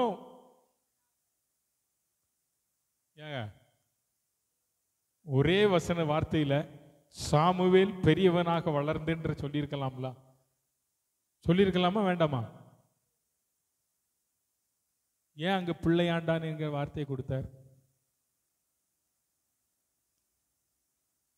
ஏங்க சொல்றாரு? பிள்ளை பிளஸ் ஆண்டான், பிள்ளை ஆண்டான், பிள்ளை ஆண்டானோ அப்படின்னு சொல்ல காரணம், சாமுவேல ஆண்டவர் பிள்ளைன்னு தான் வச்சிருந்தார். பிள்ளை மாதிரி தான். ஏலிக்கும் பிள்ளை, ஆண்டவருக்கும் பிள்ளை. ஆமென். அதனாலதான் அவன் சொல்லுது, அவன் சின்ன பிள்ளையில ஆண்டவருக்கு பிரியமான பிள்ளை. அவன் வளர்ந்துட்டான். இப்போ சிலது சின்ன பிள்ளையா இருக்கும்போது ஒழுங்கா இருக்கும், சண்டே ஸ்கூலுக்கு வரும், சர்ச்சுக்கு வரும், பைபிள் படிக்கும், எல்லாம் செய்யும். ஆனா வளர்ந்த பிறகு பார்த்தீங்கன்னா சர்ச்சுக்கு ஆளவே பார்க்க முடியாது. ஞானஸ்நானம் எடுத்து வாரம் வருவான் சர்ச்சுக்கு, அப்புறம் ஆளவே காணாது. ஆட்களே காண முடியாது, பார்க்க முடியாது. பார்த்தீங்களா? ஆனா இங்க ஒரு வாலிபனை குறித்து சொல்லுது, அவன் வளர்ந்தான். அவன் யாருக்கெல்லாம் பிரியமா இருந்தானா? கர்த்தருக்கும் மனுஷனுக்கும். கர்த்தருக்கு பிரியமான பிள்ளையா இருக்கணும் நீ. ஏசப்பாவுக்கு பிரியமான பிள்ளையா வளரணும். அடுத்து மனுஷன் சொல்லும்போது உங்க அப்பா அம்மாவுக்கு பிரியமான பிள்ளையா வளரணும். அடுத்து நீ ஆண்டவருக்கு பிரியமான பிள்ளையா இருக்கணும். ஏன் பிரியமா பிள்ளையா இருக்கணும் அப்படின்னா, நீ யார் கொடுத்த கிஃப்ட்? சொல்லுங்க, யார் கொடுத்த கிஃப்ட்? ஏன் சத்தமா பேச மாட்டேங்காங்க பிள்ளை? ஒருத்தனும் பேச மாட்டேங்கானே. கர்த்தர் தந்த கிஃப்ட். அல்லேலூயா. நான் ஆண்டவர் தந்த கிஃப்ட்டுங்க. எனக்கு ஆண்டவர் தந்த கிஃப்ட். சோ இவைகள் எல்லாம் நல்லா கவனிங்க. கர்த்தர் தந்த கிஃப்ட். கர்த்தரால் போதிக்கப்படணும், கர்த்தருடைய வார்த்தை கீழ்ப்படியணும், வேத வசனத்தை தியானம் பண்ணணும். அவன் ஒலிவ மர கன்றுகளை போல அவங்க என்ன செய்யணும்? வளரணும். கர்த்தருக்கும் மனுஷருக்கும் பிரியமான பிள்ளையாக அவன் இருக்கணும். ஒரே ஒரு காரியம்தான், ஒரே ஒரு காரியம் நமக்குள்ள இருக்க வேண்டியது. ஒண்ணு என்ன இருக்கணும் தெரியுமா? நீங்க வாசிங்க, லூக்கா எழுதின சுவிசேஷம் 1ஆம் அதிகாரம் 80ஆம் வசனம். லூக் அந்த பிள்ளை வளர்ந்து ஆவியிலே பலன் கொண்டு இஸ்ரவேலுக்கு தன்னை காண்பிக்கும் நாள் வரைக்கும். யாருங்க இந்த பிள்ளை? சத்தமா சொல்லுங்க, யார் இந்த பிள்ளை? யோவான் ஸ்நானகன். அந்த பிள்ளையை குறித்து சொல்லுகிறது. அந்த பிள்ளை சொல்லுங்க, அந்த பிள்ளை சாமுவேல் என்னும் பிள்ளையாண்டானோ பெரியவனாக மனுஷனுக்கும் கர்த்தருக்கும் பிரியமாயிருந்தான். இந்த பிள்ளை வனாந்திரத்தில் வேதம் சொல்லுகிறது, இந்த பிள்ளை வளர்ந்து ஆவியில, எதுல? ஆவியில. அப்படின்னா என்ன அர்த்தம்? நம்ம பிள்ளைகள் கர்த்தர் தந்த கிஃப்ட சின்ன வயசுல எதுல பலப்படணும்? பரிசுத்த ஆவியில பலப்படணும். பரிசுத்த ஆவியின் அபிஷேகத்தை பெற்றுக்கொள்ளணும். பரிசுத்த ஆவியின் நிறைவை பெற்றுக்கொள்ளணும். பரிசுத்த ஆவியானவர் கூட இருக்கிறார் என்பதை மறந்துடக்கூடாது. அங்க சொல்லப்பட்டிருக்கிறது, ஆவியில வளர்ந்து பலன் கொண்டு இஸ்ரவேலுக்கு தன்னை காண்பிக்கும் நாள் வரைக்கும் எங்கே இருந்தான்? வனாந்தரத்தில். யூதேயாவின் வனாந்தரம் என்பது கொடூரமான வனாந்தரம். எங்கு பார்த்தாலும் மணல் பாங்கு. அவ்வளவு கொடூரமான இடத்துல அவன் வளர்ந்தாலும் அவன் எதுல இருந்தான்? ஆவியில பலன் கொண்டிருந்தான். அந்த கஷ்டத்துல அவன் ஆவியானவர் விடல. அவன் வளர்ந்தான், ஆவியில பலன் கொண்டான். கர்த்தர் தந்த கிஃப்ட பெற்றோராயிருக்கிற நம்ம எப்படி வளர்க்கணும்? எப்படி வளர்க்கணும்? ஆவிக்குரிய ஜீவியத்தில் வளர்க்கணும். உலக பிரகாரமா வளர்க்கக்கூடாது. உலக பிரகாரமா வளர்க்கக்கூடாது. உலகத்துக்கு நமக்கு வித்தியாசம் வேணும். உலகத்துக்கு நமக்கு என்ன வேணும்? நம்ம யாரு? ஆண்டவருடைய பிள்ளைகள், ஆவியை பெற்ற பிள்ளைகள், கர்த்தருடைய பிள்ளைகள். நாம், நம்முடைய பிள்ளைகள் இந்த உலகத்தில் வாழ்கிறார்கள். உலகத்தில் வாழ்கிற என்னுடைய பிள்ளை ஆவி நிறைவை பெற்றால் அவன் எதை பார்த்தும் பயப்பட மாட்டான். பாவத்தை கண்டு பயப்பட மாட்டான். பொய் சொல்ல மாட்டான். அவன் உண்மைக்கு, சத்தியத்தில் உண்மையா இருப்பான். அல்லேலூயா, அல்லேலூயா. ஆவியில பலன் கொண்டான். இப்ப இன்னொரு வசனத்தை வாசிங்க. 2:40 வாசிங்க. 2:40. அதே லூக்கா 2:40 என்ன எழுதியிருக்கு? பிள்ளை வளர்ந்து ஆவியில பலன் கொண்டு ஞானத்தினால் நிறைந்தது. தேவனுடைய கிருபை. பிள்ளை வளர்ந்து ஆவியிலே பலன் கொண்டு ஞானத்தினால் நிறைந்தது. தேவனுடைய கிருபை. இது யாருங்க? இது யாரு? இயேசு கிறிஸ்துவை குறித்து சொல்லுது. பிள்ளை வளர்ந்துச்சு. சாமுவேல் என்னும் பிள்ளையாண்டானோ பெரியவனாய் வளர்ந்தான். யோவான் ஸ்நானகன் வளர்ந்தான். இயேசு கிறிஸ்து வளர்ந்தான். இயேசு வளர்ந்தார். எப்படி வளர்ந்தார்? ஆவியிலே. ஹல்லேலூயா, ஹல்லேலூயா. ஆவியிலே பலன் கொண்டு ஞானத்திலே நிறைந்திருந்தார். நீ கர்த்தருடைய பிள்ளையா இருந்தா, நீ அபிஷேகத்தில் வளர்ந்திருந்தா, கர்த்தரால் போதிக்கப்பட்டிருந்தா, கர்த்தருடைய வசனத்தை படிச்சிருந்தா, படிக்கிற பிள்ளையா இருந்தா, உன்னை கர்த்தர் என்ன வச்சிருப்பார் தெரியுமா? ஞானத்தில் சிறந்தவனாய் வைத்திருப்பார். அல்லேலூயா. சாலமோனுக்கு ஞானத்தை கொடுத்தார். அவன் கேட்ட ஆண்டவர்கிட்ட, எனக்கு அந்த ஞானத்தை தாங்க. நீ கேள ஆண்டவர்கிட்ட, ஆண்டவரே நான் உங்களுடைய பிள்ளை, எங்க அம்மா அப்பாவுக்கு நான் நீ கொடுத்த கிஃப்ட் ஆண்டவரே, நீர் கிஃப்ட் ஆண்டவரே, எனக்கு இந்த ஞானத்தை தாரும். தேவ ஞானம், மனுஷ ஞானம் அல்ல, தேவ ஞானம். இந்த தேவ ஞானம் சரியான விதத்தில் நம்ம நடத்தும். சரியான விதத்தில் நம்ம என்ன செய்யும்? நடத்தும். ஒரு வசனத்தை வாசிங்க. 2ஆம் அதிகாரம், அதே யோவான் லூக்கா 2ஆம் அதிகாரம் 27ஆம் வசனத்தை வாசிங்க. அவன் ஆவியின் ஏவுதலினால் தேவாலயத்தில் வந்திருந்தான். நல்லா கவனிங்க. அவன் ஆவியின் ஏவுதலினால் எங்க வந்தான்? யாருங்க இவரு? சிமியோன். சிமியோன் என்கிற தேவனுடைய மனிதர். அவரை குறித்து அவன் நீதியும் தேவபக்தியும் உள்ளவன், இஸ்ரவேலின் ஆறுதலுக்காக காத்திருக்கிறவன் பரிசுத்தாவி அவன் மேல என்ன செய்தது? இருந்தார். பரிசுத்தாவி உன்மேல இருந்ததுனால இப்ப ஆவியானவர் அவனை நடத்துறாரு. நீ எங்க போ? எங்க போ? சத்தமா சொல்லுங்க, எங்க போ? தேவனுடைய ஆவியானவர் எலியாவின் மேல இருந்ததுனால நீ யோர்தானுக்கு அந்த பக்கம் போ, யோர்தானை கடந்து போ, எரிகோவுக்கு போ சொன்னாரா? சொல்லியா? ஏன் சொன்னாரா? அப்ப கர்த்தருடைய ஆவியானவர் உனக்குள்ள இருந்தால் உன்னை சரியான பாதையில நடத்துவார். அப்படின்னா என்ன அர்த்தம்? தேவாலயத்துக்கு போ, ஆவியானவர் நடத்தினார். இவன் தேவாலயத்துக்கு போனதுனால என்ன நடந்தது தெரியுமா? இயேசுவை அங்கே கண்டார். உம்முடைய ரட்சண்யத்தை என் கண்கள், ஆமா வசனம், ஆண்டவருடைய வசனம் சொல்றது, இவன் உயிரோடு இருக்கிறவளை நீ அவரை பார்க்கிற வரை சாக மாட்டேன்னு ஏற்கனவே சொல்லிட்டார். இப்ப அதை பார்ப்பதற்காக சிமியோன் தேவாலயத்துக்கு போறான். தேவாலயத்துக்கு அவர் இஷ்டப்படி போகல. வேதம் சொல்லுகிறது தேவ ஆவியானவரால் நடத்தப்பட்டார். அப்ப தேவ ஆவியானவரால் நடத்தப்படணும்னா நீ தேவ ஆவியின் அபிஷேகத்தை பெற்றிருக்கணும். அது சின்ன வயசுல பெறலாம். ஹலோ, சின்ன வயசுல பெறலாம், வாலிப வயசுல பெறலாம். உன்னை பொறுத்து உனக்கு அந்த அபிஷேகத்தை பெற்றுக்கொள்ள வேண்டும் என்கிற தாகம் உனக்குள்ள இருக்கணும். 70, 80களில் அன்றைக்கு இருந்ததான வாலிபர்கள், அன்றைக்கு இருந்த வாலிபர்கள் காலேஜில் படிக்க போனவெல்லாம் மலைகள் எல்லாம் போய் முட்டி போட்டு ஜெபம் பண்ணாங்களாம். ஒரு எழுப்புதல் அவங்களுக்குள்ள, அபிஷேகம் ஆவியானுடைய நிறைவு அவங்களுக்குள்ள வந்தபோது ஏதாயிலும் ஆண்டவருக்காக செய்யணும். இப்ப ஆண்டவர் நடத்துறார். நீ எங்க போ? ஆமா, எலியாவை பார்த்து ஆண்டவர் சொன்னாரு, நீ கேரி தாற்றங்கரைக்கு போ. போனாரா? அதான் ஆண்டவர் நடத்துது. தேவன் நடத்துதல் என்பது ஒரு வித்தியாசமான அனுபவம். சிமியோனை கர்த்தர் நடத்தினார். அவங்க போறான், இயேசு கிறிஸ்து குழந்தை கொண்டு வராரு. சொல்றாரு, உடைய ரட்சண்யத்தை என் கண்கள் கண்டதே. தேவ ஆவியினால் நிரப்பப்பட்ட ஒரு அனுபவம் கர்த்தருடைய பிள்ளைகளை நமக்குள்ள வேணும்.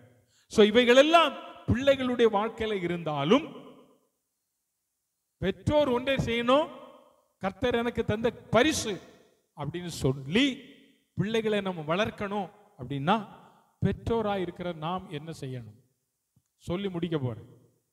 ஒரே ஒரு வசனத்தை வாசிங்க. ஏசாயா 8ஆம் அதிகாரம், ஏசாயா 8ஆம் அதிகாரம் 18ஆம் வசனம். யாருக்காவது காணாம தெரியுமா அந்த வசனம்? இந்த வசனம் யாருக்காவது காணாம தெரியுமா? நீங்க தான் கை வைத்தீங்க. இதோ நானும் கர்த்தர் எனக்கு கொடுத்த பிள்ளைகளும் சியோன் பர்வதத்தில் வாசமாயிருக்கிற சேனைகளின் கர்த்தராலே இஸ்ரவேலிலே அடையாளங்களாகவும். இப்ப நல்லா கவனிங்க, இந்த பிள்ளைகள் யார் தந்தது? கிஃப்ட் இல்லையா? இந்த கிஃப்ட் எப்படி ஆபரேட் ஆகணும்? ஒலிவ மர கந்தே போல இருக்கணும், கர்த்தரால் போதிக்கப்படணும், கர்த்தருடைய வார்த்தைக்கு கீழ்ப்படியணும், தியானம் பண்ணணும், ஆவியில என்ன செய்யணும்? இதெல்லாம் இந்த பிள்ளைகளுக்குள்ள ஆபரேட் ஆகணும்னா யார் கையில இருக்கு தெரியுமா? பெற்றோர் கையில இருக்கு. கவனிங்க, யார் கையில இருக்கு? யார் கையில? அப்பா அம்மா கையில இருக்கு. இங்க ஏசாயா தீர்க்கதரிசி சொல்றார், நானும், சொல்லுங்க, நானும் கர்த்தர் எனக்கு கொடுத்த பிள்ளைகள். எத்தனை பேர் சொல்ல முடியும்? நெஞ்சில கை வச்சு சொல்லணும். நானும் கர்த்தர் எனக்கு கொடுத்த பிள்ளைகளும் இஸ்ரவேலில் சியோன் பர்வதத்தில் வாசமாயிருக்கிற சேனைகளின் கர்த்தராலே இஸ்ரவேலில் அடையாளங்களாய் அற்புதங்களாய் இருக்கிற. ஹலோ, அமைதியா உட்கார். ஏசாயா சொன்னார்.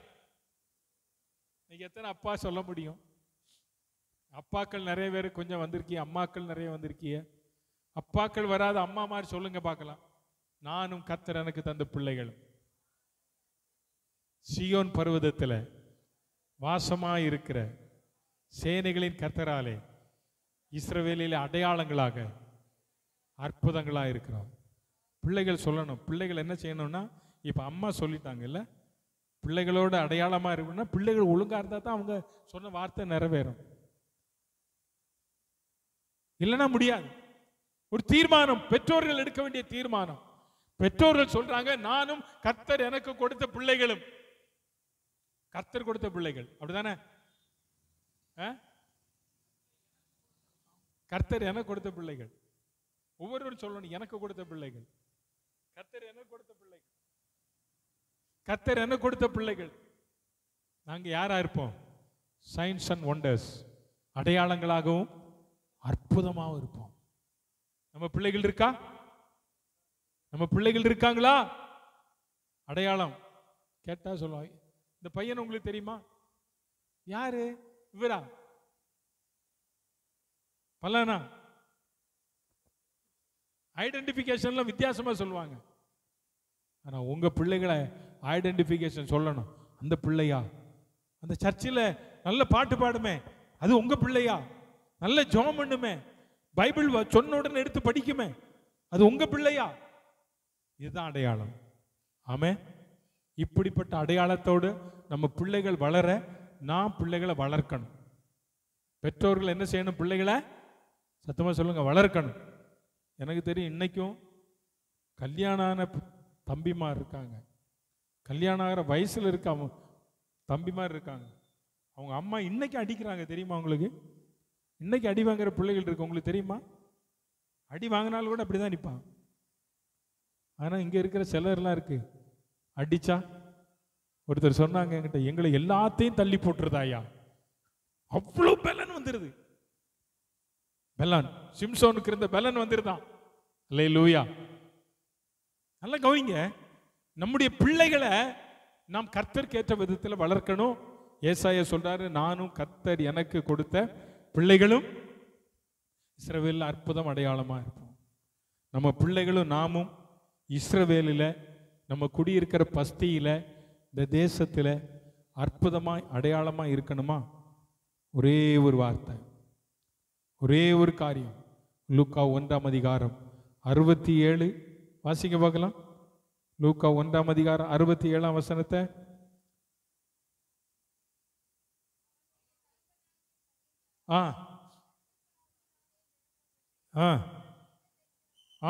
சொல்லும். அவனுடைய தகப்பனாகிய, யாருடைய தகப்பன்?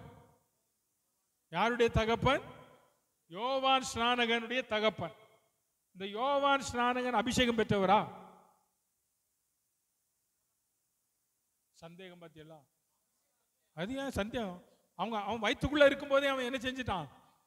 ஆமா, இந்த அம்மா போய் மரியாள் போய் வாழ்த்தின உடனே என்ன ஆயிடுச்சு? வயிற்றுக்குள்ள இந்த பிள்ளை துள்ளிச்சு.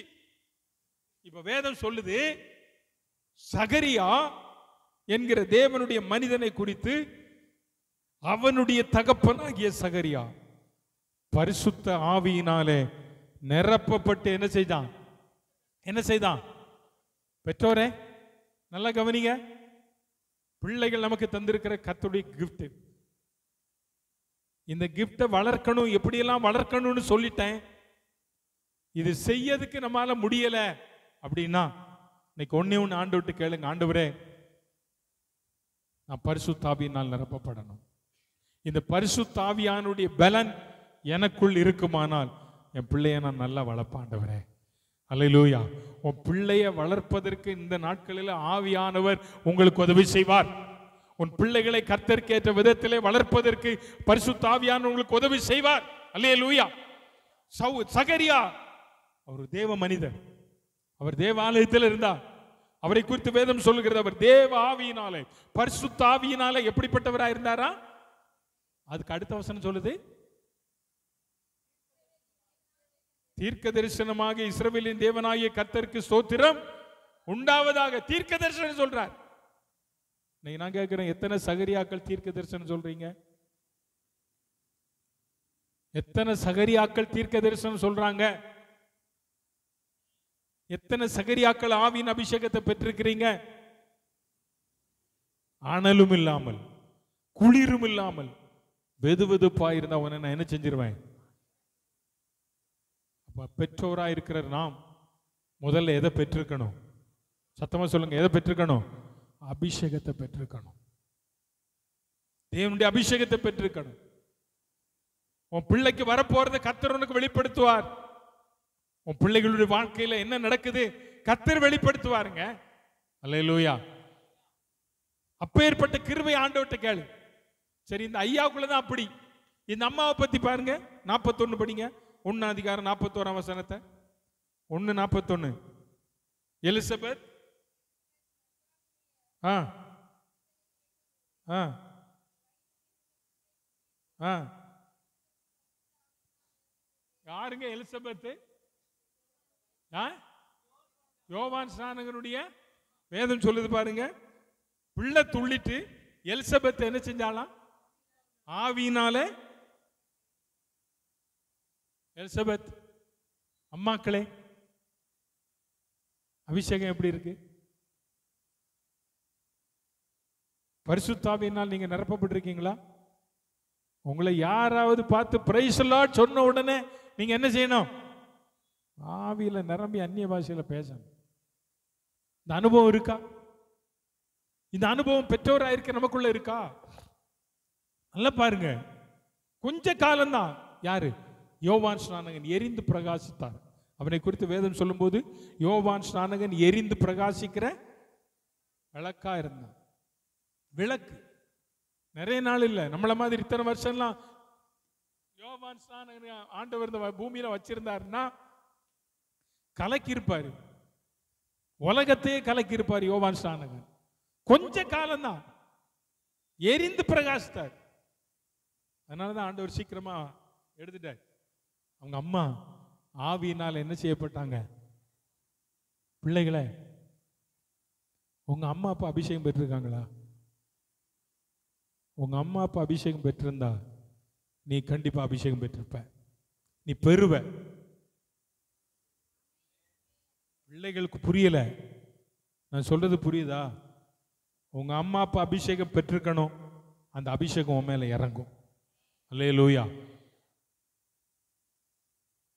நான் நினைக்கிறேன் சகரியா தேவனுடைய அபிஷேகத்தை பெற்றவர். இந்த அபிஷேகம் அந்த பிள்ளைக்கு மேல இறங்கிச்சுல.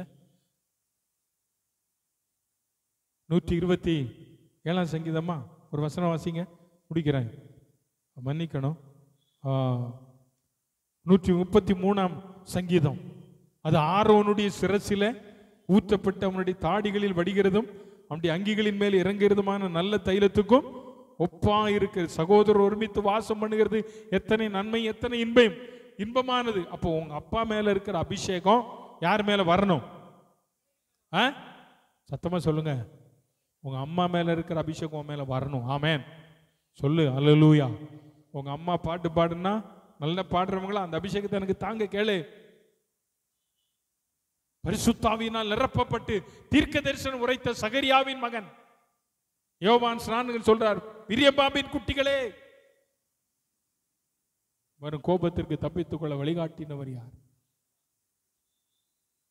அபிஷேகம் நம்ம பிள்ளைகளை சரியான பாதையில நடத்தும். ஒரே ஒரு வசனத்தை சொல்லி ஜெபம் பண்ண போறேன்.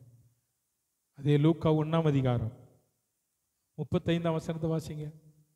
லூக்கா 1 அதிகாரம் 35 வசனம். தேவதூதன் அவர்களுக்கு பிரதியுத்தரமாக அவளுக்கு பிரதியுத்தரமாக, பரிசுத்த ஆவி உண்மையில, இது யாருக்கு சொல்லப்பட்டது? மரியாள். தேவதூதன் பரிசுத்த ஆவியான உண்மையில வந்துச்சா வரலையா? இந்த அம்மா அபிஷேகம் பெற்றாங்களா பெறலையா? பெற்றாங்க.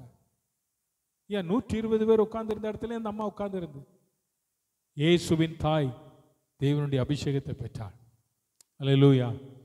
அம்மா மாரே, நம்ம பிள்ளைகளை வளர்க்க ஆண்டவர் கிருபை தரணும். நீங்க நல்ல ஜெபம் பண்ணுங்க. ஆண்டவர் எனக்கு அந்த அபிஷேகத்தை தாங்க, என் பிள்ளைகளை கர்த்தருக்கேற்ற விதத்தில் நான் வளர்க்கணும். என் பிள்ளைகள் வருகிற நாட்களில் இந்த தேசத்தில் உமக்கு சாட்சியாய் நிற்கணும். என் பிள்ளைகள் அபிஷேகம் பெறணும். ஆண்டவரை, பாலகர் வாயினாலே துதிகள் உண்டாவதாக இது நிறைவேறணும், என் வீட்டில் உண்டாகணும். ஆண்டவரை, அல்லேலூயா. பிள்ளைகள் ஆண்டவர் சொல்றார், அவங்கள தடை பண்ணாத. பரலோகராஜ்யம் யாருடையது? அவருடையது. இந்த பிள்ளைகளை ஆண்டவர் தந்திர கிஃப்ட்டுங்க. தயவு செய்து இந்த கிஃப்டை பெற்றோரை உடைச்சிடாதங்க. நீங்க தூக்கி குப்பையில போட்டுறாதங்க. ஒண்ணுக்கும் உதவாதது என்று சொல்லாத. உன் பிள்ளை உன் நாவிலிருந்து வருகிற வார்த்தை கனத்திற்குரிய வார்த்தையா இருக்கட்டும், ஆசீர்வாதமான வார்த்தையா இருக்கட்டும். உன் வாயிலிருந்து புறப்படுகிற வார்த்தைகள் சாபமான வார்த்தைகளா எதுவும் உன் பிள்ளைகள் மேல வரக்கூடாது. நீ தேவனுடைய பிள்ளை என்பதை மறந்துடாத. தேவன் எனக்கு தந்த பரிசு. இந்த பிள்ளை தேவன் தந்த பரிசு. அல்லேலூயா, அல்லேலூயா. தேவன் தந்த பரிசை பத்திரமா வச்சு பாதுகாக்கணும். அதை உடைச்சிடாதங்க, கையை விட்டு போயிடாதங்க. கவனமா இருங்க. உன் பிள்ளைகளுக்கு பரிபூர்ணமான ஆசீர்வாதத்தை தேவன் தருவார். ஏசாயா சொன்னார், நானும் கர்த்தர் என கொடுத்த பிள்ளைகளும். சகரியா தனக்கு கொடுத்த ஒரே பிள்ளை யோவான் ஸ்நானகன். தேவனால் அபிஷேகம் பண்ணப்பட்ட சகரியா, தீர்க்கதரிசி ஆகிய சகரியா, அபிஷேகம் பெற்ற எலிசபெத். என்ன அருமையான குடும்பம் பாருங்க. எப்படி இருந்திருக்கும் யோசிச்சு பாருங்களேன். மக அபிஷேகத்தினால் நிரப்பப்பட, அப்பா அபிஷேகம் நிரம்ப, அம்மா அபிஷேகத்தை நிரம்ப, அது எப்படிப்பட்ட வீடா இருந்திருக்கும் தெரியுமா? குட்டி பரலோகமா இருந்திருக்கும். அல்லேலூயா. அப்படிதானே? 3 பேர் உட்காந்து கொஞ்சம் கற்பனை பண்ணி பாருங்களேன். 3 பேர் வீட்டில் உட்காந்து இருக்காங்க. அவர் வனாந்தரத்துக்கு போறதுக்கு முதல் யோசிப்போமே. வீட்டில் உட்காந்து பாட்டு பாடுறாங்க. நல்ல நல்ல ஆவியில் நிரம்பி வல்லமை உண்டு உண்டுன்னு பாடும்போது அபிஷேகம் அங்கே இறங்குது. தீர்க்க தரிசனம் வரைக்கிறார். மகனே யோவான் ஸ்நானகனே, உன் வாழ்க்கை இப்படிதான் இருக்கும். நீ வனாந்தரத்துக்கு போவ, இயேசு என்கிற ஒருவருக்கு ஞான ஸ்நானம் கொடுப்ப. இப்படியெல்லாம் தீர்க்க தரிசனம் வந்திருக்குமா வந்திருக்காதா? இது என்ன அனுபவங்க? இதை மாதிரி ஒரு அனுபவம் நம்ம வீட்டில் வந்தா எவ்வளவு அற்புதமா இருக்கும். இந்த அனுபவம் நம்ம வீட்டுக்குள்ள வரணும். நம்ம வீடு என்னவா மாறணும்? பரலோகமா மாறணும். அபிஷேகம் பெற்ற வீடா நம்ம வீடு மாறணும். தைரியமா சொல்லணும், நானும் கர்த்தர் எனக்கு கொடுத்த பிள்ளைகளும். நாங்க அற்புதமா இருக்கிறோம், அடையாளமா இருக்கிறோம். ஏன் தெரியுமா? கர்த்தர் எனக்கு தந்த பரிசு. பிள்ளைகள் சொல்லணும், எனக்கு தந்த கிஃப்ட் எங்க அப்பா அம்மா. எனக்கு நல்ல கிஃப்ட் ஆண்டவர் தந்திருக்காரு. அது உங்க யாரு? ஹலோ, உங்க யாரு? டேய், உனக்கு தந்த பரிசு யாரு? அப்பா அம்மா உனக்கு தந்த கிஃப்ட். சொல்லணும், நல்ல காலையில் எந்திரிச்ச கையை பிடிச்சு சொல்லணும், அம்மா கர்த்தருக்கு தோத்திரம், நீ எனக்கு தந்த பரிசு, ஆண்டவர் தந்த கிஃப்ட்னு சொல்லு. தன்னை அறியாமலே உனக்கு கிஃப்ட் வந்துருமுடா. இன்னைக்கு நாம் அதை சொல்ல கற்றுக்கொள்ளணும். இந்த வார்த்தைகள் உங்களோடு கூட இந்த நாட்களில் எந்த அளவுக்கு கிரியை செய்தது எனக்கு தெரியல. ஆனால் என் உள்ளத்தில் அதிகமாக கிரியை செய்தது. இந்த ஒரு வாரமாக இந்த வார்த்தைகளை நான் தியானம் பண்ணிக்கிட்டே இருந்தேன். ஒரு வாரம் பல முறை இந்த சகரியாவை குறித்து, எலிசபெத்தை குறித்து நான் படித்திருந்தாலும், இந்த நாட்களில் நான் இதை தியானம் பண்ணி, இதை மெடிடேட் பண்ணி நான் ப்ரிப்பேர் பண்ணும்போது எனக்குள்ள ஆண்டவர் கொடுத்த ஒரு புத்துணர்வு, ஒரு பயங்கரமான ஒரு அனுபவம். நம்முடைய பிள்ளைகள் அந்த விதமாய் மாறணும். நாங்கள்லாம் அப்படிதான் வளர்க்கப்பட்டோம், வாழ்ந்தோம். பிள்ளைகளை வளர்க்க பிரயாசப்படுகிறோம். நீங்கள்லாம் அப்படிதான் மாறணும்னு நான் பிரயாசப்படுறேன். நீங்க எல்லாரும் யோவான் ஸ்நானகனை போல, இயேசு கிறிஸ்துவை போல மனுஷருக்கும் கர்த்தருக்கும் பிரியமான பிள்ளைகளாய் இருந்து, வேதத்தை தியானிக்கிற பிள்ளைகளாய், ஒலிவமர கன்றுகளாய், ஆவியிலே பலன் கொண்டு இந்த உலகத்திலே வாழ்ந்து கர்த்தருக்காக சாட்சியாய் நிற்க ஆண்டவர் உங்களை ஒவ்வொருவரையும் பலப்படுத்துவாராக. நம்ம எல்லாரும் எழுந்து நிற்போம். தெய்வ சமூகத்தில் இந்த கால வேளையில் ஆண்டவர் நமக்கு தந்திருக்கிற தந்த இந்த நல்ல வார்த்தைகள், இந்த நல்ல வார்த்தைகள், உன் கற்பத்தின் கனி இந்த பூமியிலே பரிபூர்ணமான ஆசீர்வாதத்தை பெற்றுக்கொள்ள.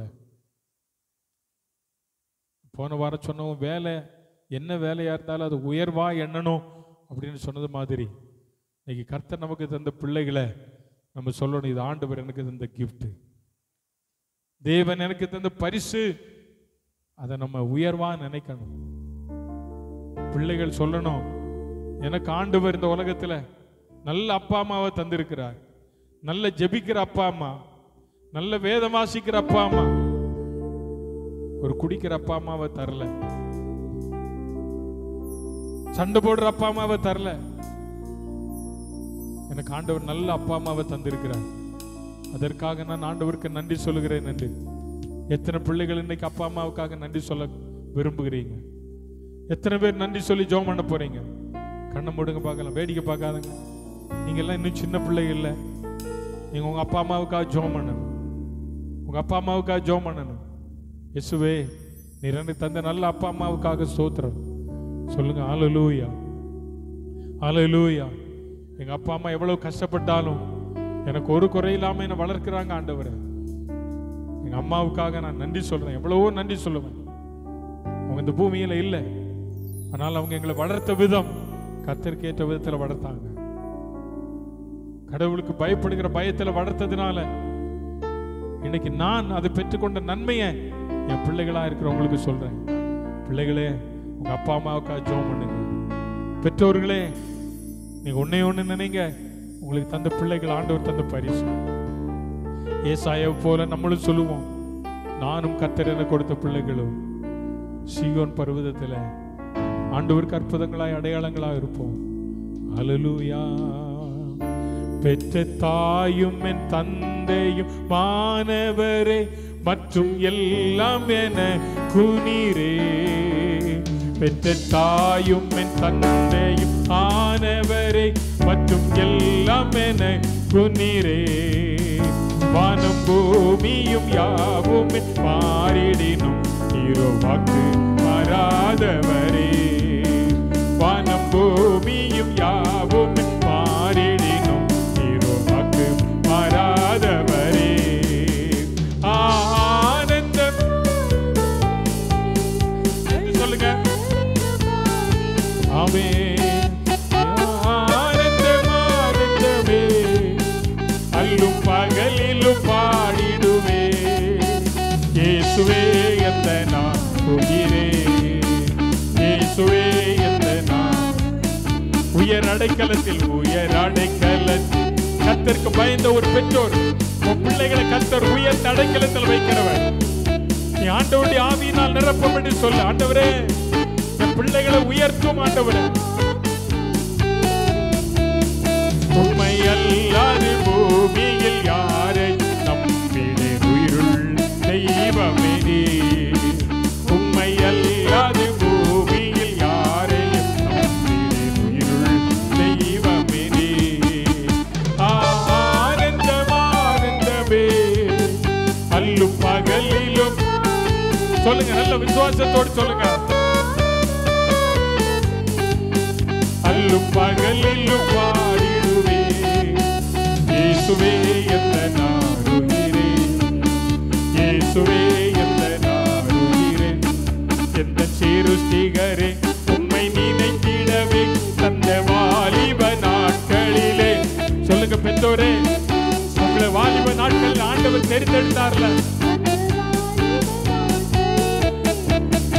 இந்த மாய உலகத்தை வெறுத்திட அழைத்தே பரிசுத்த ஜீவியமே. இந்த மாய உலகத்தை வெறுத்திட அழைத்தே பரிசுத்த ஜீவியமே. ஆனந்தம் ஓ ரபகதல லபகரபலப ரி மகதன லந்தர லந்தர லபகபப ஓ ரி மகஷதன நிகதன ரி மகதன லப. இயேசுவே எந்த நாடுகிறே. ஆனந்தம் ஆனந்தமே, அல்லும் பகலிலும் பாடிடுவே. ஆனந்தம் ஆனந்தமே, அல்லும் பகலிலும் பாடிடுவே. இயேசுவே எந்த உயிரே, இயேசுவே எந்த இயேசுவே எந்த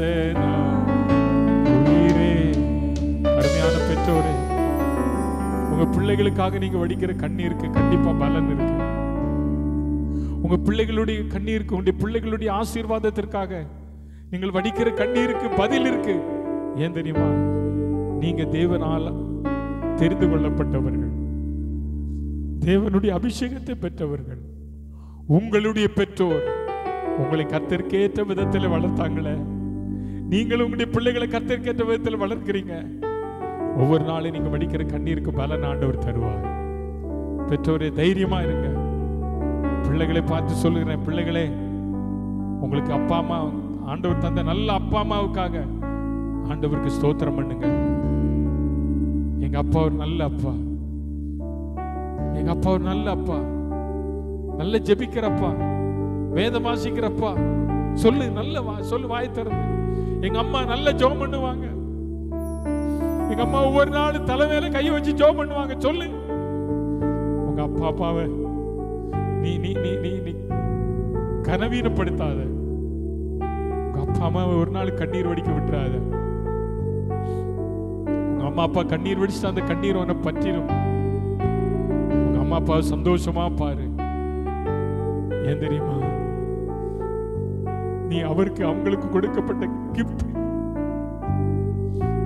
இத்தனை வருஷம் உங்களை வளர்த்தி ஆளாக்கி உங்களுக்கு செய்ய வேண்டியதெல்லாம் செஞ்சு வச்சிருக்க உங்க அம்மா அப்பாவுக்காக ஆண்டவருக்கு நன்றி சொல்வீங்களா?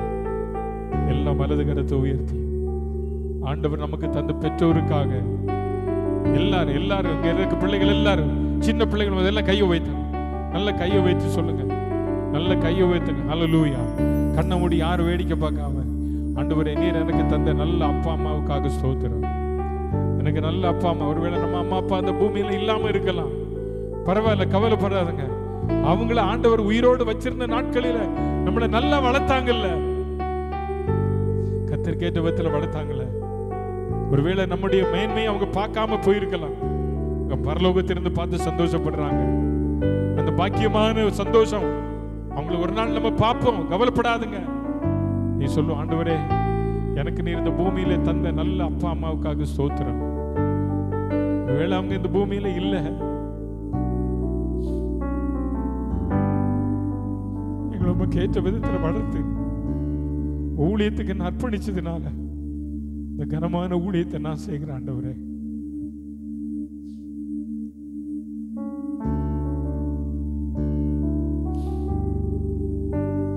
எனக்கு தந்த அப்பா அம்மாவுக்காக ஸ்தோத்திரம். எத்தனை பேர் சொல்லுவீங்க, எங்க அப்பா அம்மாவுக்காக நன்றி ஆண்டவரே. அவங்க கொடுத்த கரையும் கொஞ்சம் நெஞ்சம் இல்லைங்க. இன்னைக்கு நமக்கு எல்லா விதமான வசதிகளும் இருக்கு. அன்னைக்கு வசதி இல்லாத காலத்துல உங்களை தூக்கி சுமந்து பள்ளிக்கூடத்துக்கு கொண்டு போய் உங்களை ஒவ்வொரு நாளும் படிக்க விட்டு, உங்களை படிக்க வச்சு அழகு பார்த்து நல்ல வேலையை தந்து நல்ல திருமணம் முடிச்சு உங்க பிள்ளைகள் எல்லாம் பார்க்க நம்ம அப்பா அம்மாவுக்கு ஆண்டவர் உதவி செஞ்சாரு. அந்த பாக்கியம் தாங்க இன்னைக்கு நமக்கு கர்த்தர் தந்திருக்கிறாரு. நம்ம இன்னைக்கு அதை செய்யறோம்.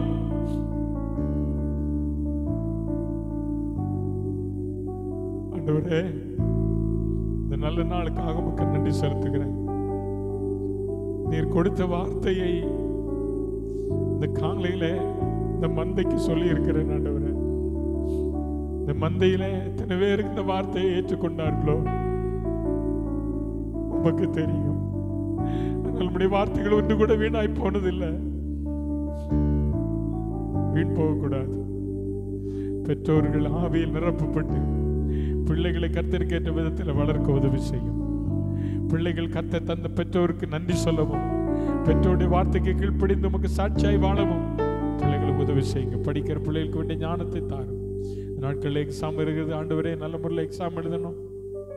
நல்ல சரீர சுகபலனை தாரும். ஆண்டவரே வேலையில தொழில கூட இருந்து வழி நடத்தும். தொடர்ந்து நடத்துகிற கர்த்தருடைய பந்திக்காய் ஜெபம் பண்ணுகிறோம். பந்தியில பங்கு பெறுகிற பிள்ளைகளோடு கூட நம்முடைய நாமத்தை மையப்படுத்தும். இயேசுவின் நாமத்தில் ஜெபிக்கிறோம் பிதாவே. ஆமென். ஆமென்.